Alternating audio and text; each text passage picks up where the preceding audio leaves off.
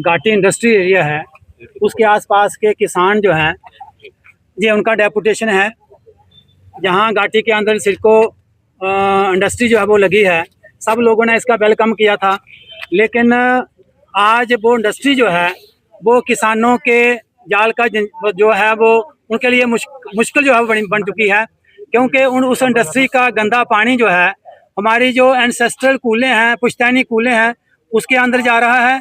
और सैकड़ों कनाल ज़मीन जो है, जो वो कूलें इरीगेट करती हैं, उस पानी से, वो गंदे पानी से वो सारी ज़मीन जो है वो मुतासिर हो रही है। इसी बात को लेके पिछले दिनों उस वहाँ ज़मीन के अंदर भी एक प्रोटेस्ट हुआ था।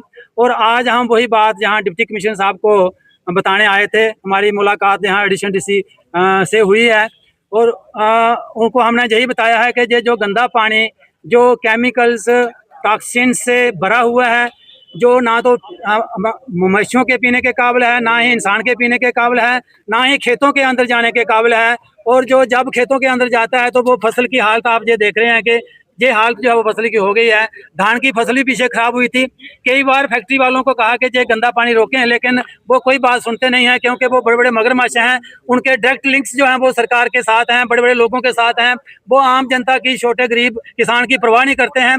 और हम इसी बात को लेके जहां उनको वार्न करने आए हैं कि वो अपना गंदा पानी बंद करें। और हम एडमिनिस्ट्रेशन से ये गुहार लगाते हैं कि उनको जो भी इंडस्ट्री के जो रूल हैं उसके अंदर वो इंडस्ट्री जो है वो जहाँ पे चालू करें, इंडस्ट्री जो है वो चलाएं, और आम गरीब लोगों का, किसानों का नुकसान जो है वो ना करें, जिसकी वजह से, उस गंदे पानी की वजह से जमीन जो है वो काली है।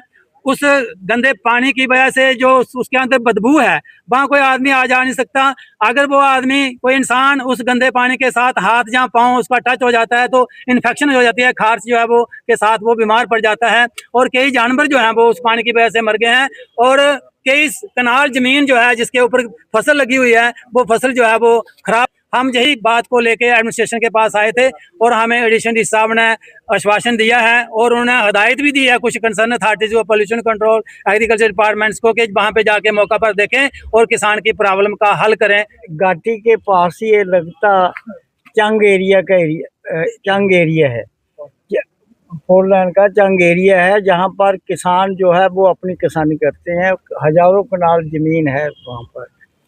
जब ये इंडस्ट्री लगी तब भी आपको पता होगा कि इन्होंने हमारी कूलें बंद करने की कोशिश की, वहाँ प्रदर्शन किया हमने, कूलें जो है वो चालू करवाई एडमिनिस्ट्रेशन को कहकर।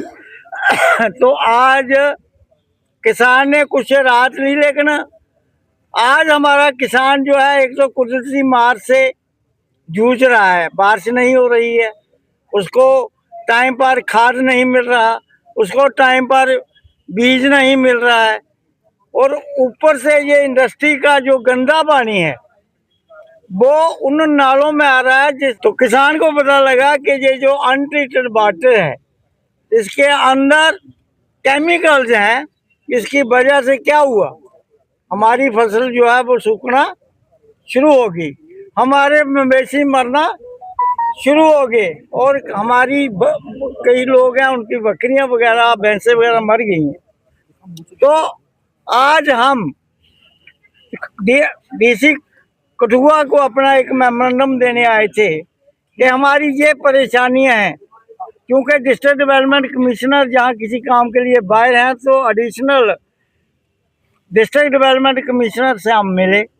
उन्होंने हमारी बात को बड़ी ध्यान के साथ सुना और उन्होंने कंसर्न अथॉरिटी जितनी भी थी, चाहे वो जनरल मैनेजर इंडस्ट्रीज था, चाहे पोल्यूशन कंट्रोल बोर्ड का चेयरमैन था, अफसर था, एग्रीकल्चर का था, उसके साथ ही हमने कहा रेवेन्यू को भी कहो कि वो हमारा सर्वे करें कि किसानों का कितना नुकसान हुआ है।